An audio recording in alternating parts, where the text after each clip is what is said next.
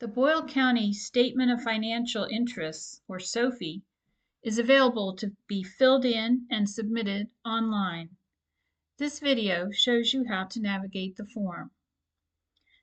We begin by clicking the appropriate filing type.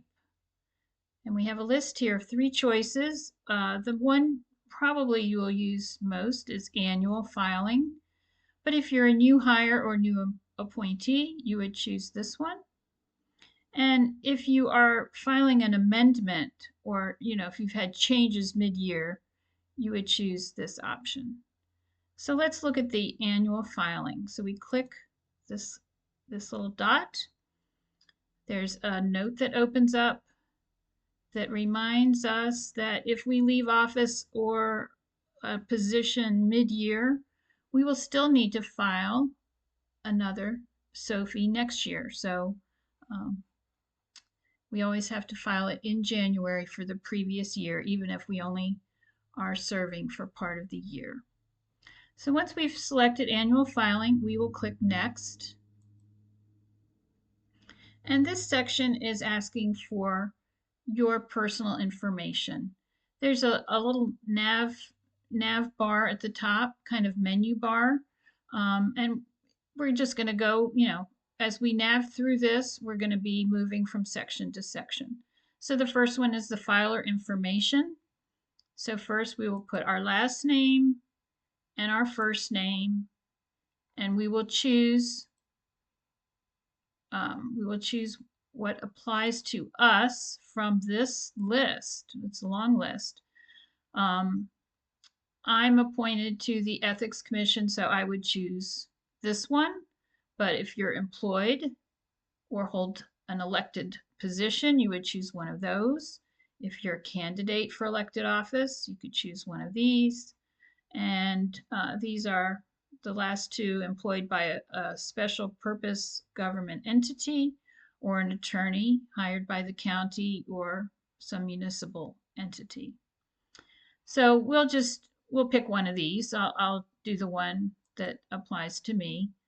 And then I would type the name of the board or commission.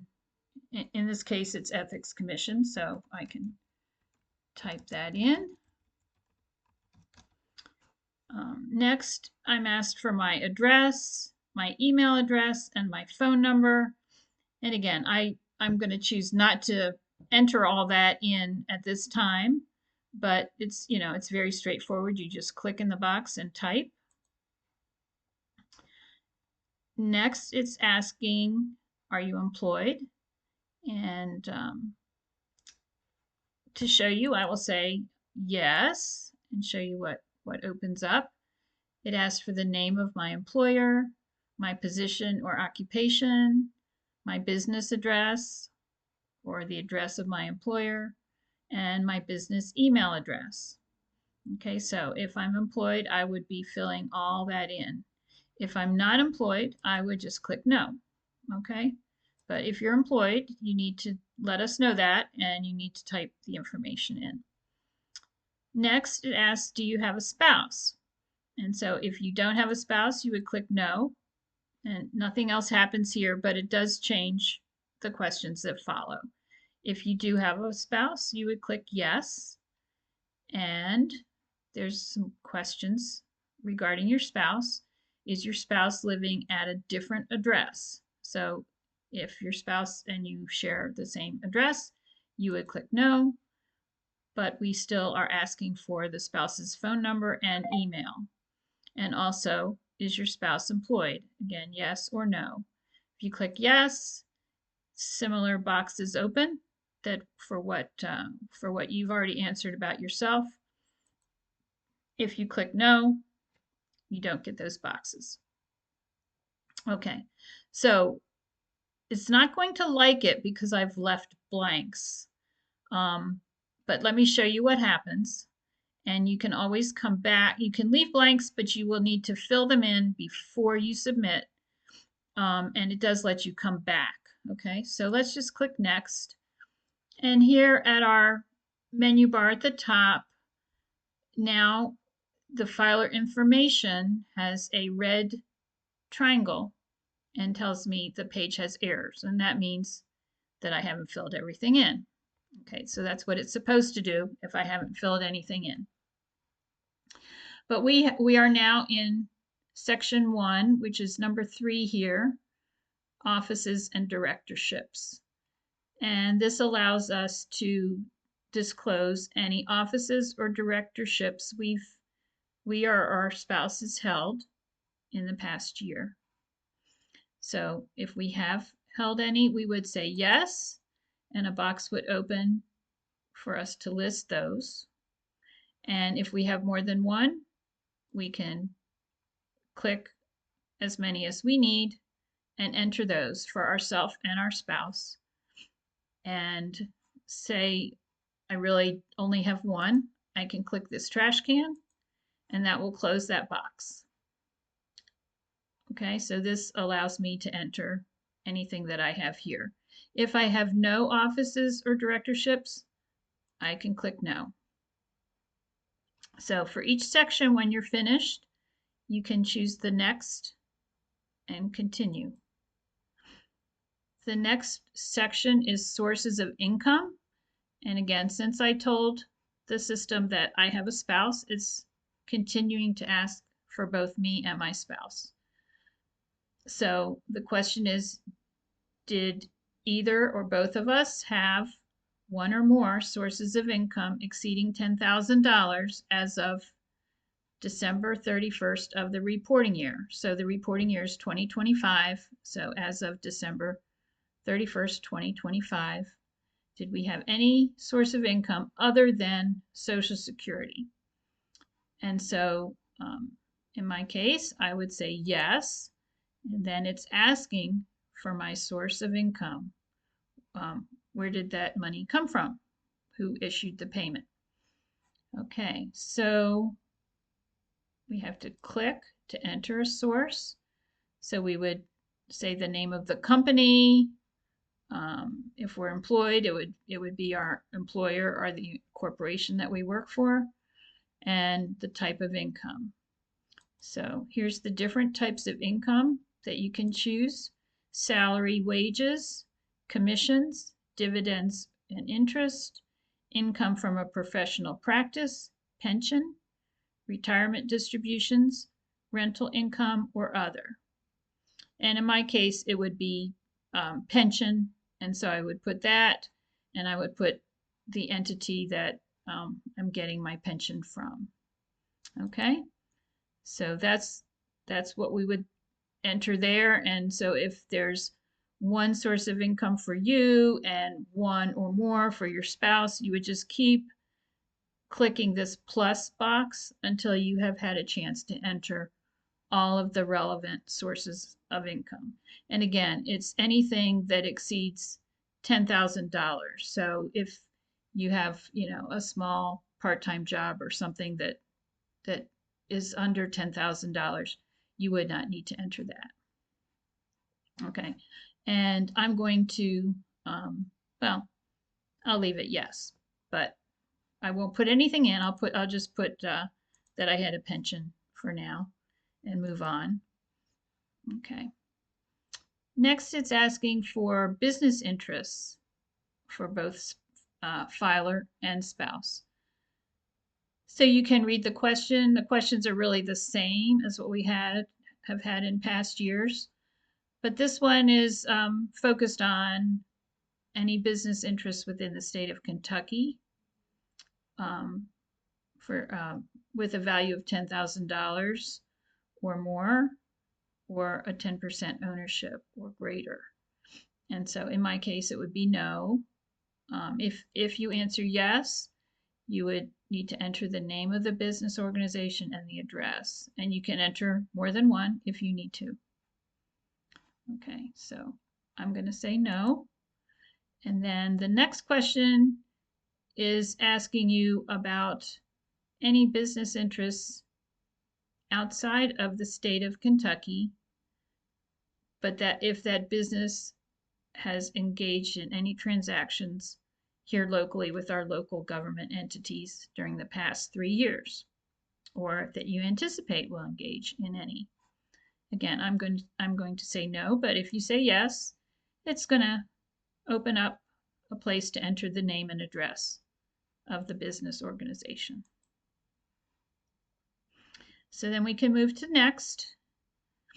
And this one is asking about real property, again, for filer and spouse. And it asks, did you have an interest of $20,000 or greater in any real property other than your primary residence within Boyle County during the preceding calendar year, the reporting year? And so I would say no, but if you did have one, you would say yes, and you would enter the address and the type of property. And by type of property, we mean commercial, residential, or rural farm. And you just use this pull-down box to choose which one applies to you.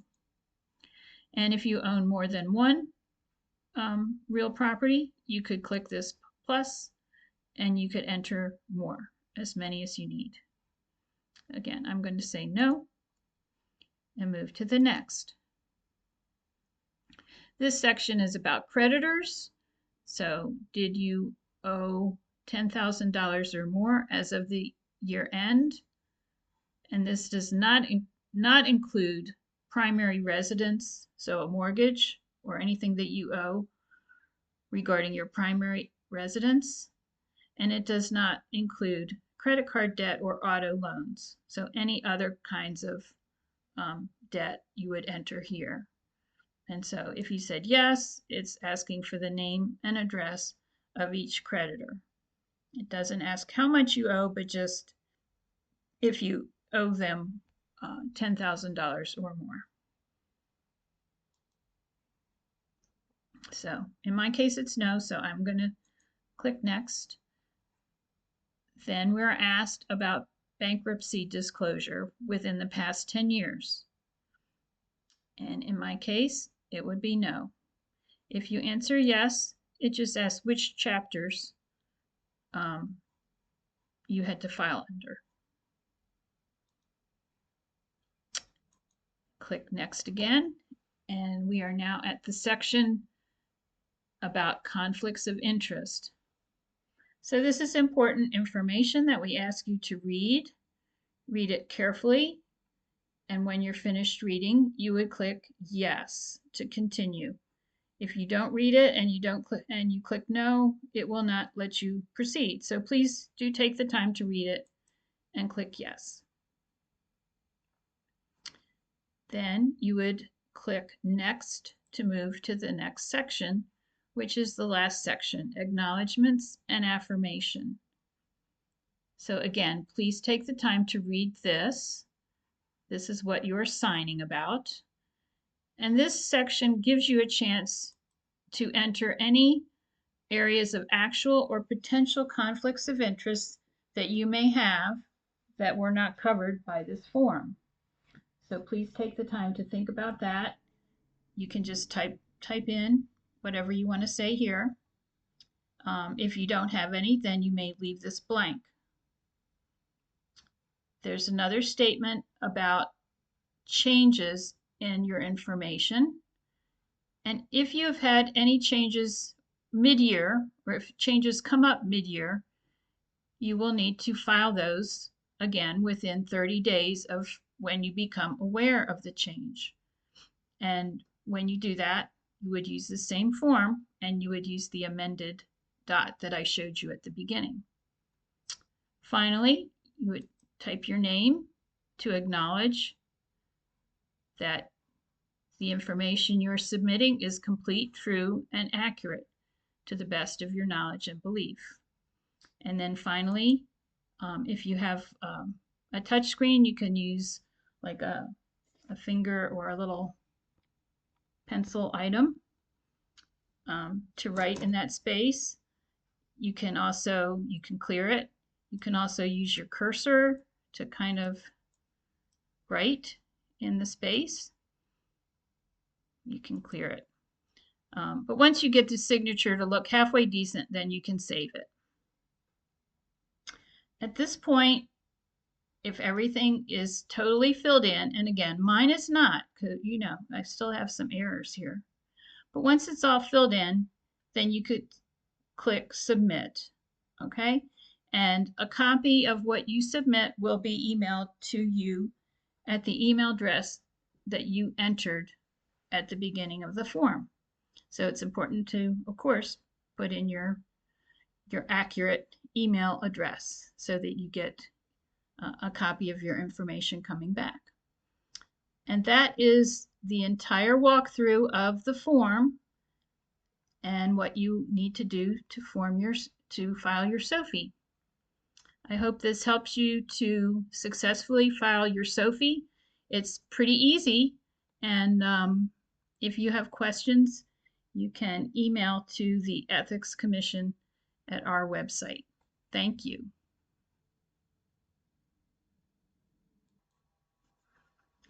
If you need to email us any questions, that email address is ethics@boylecountyky.gov.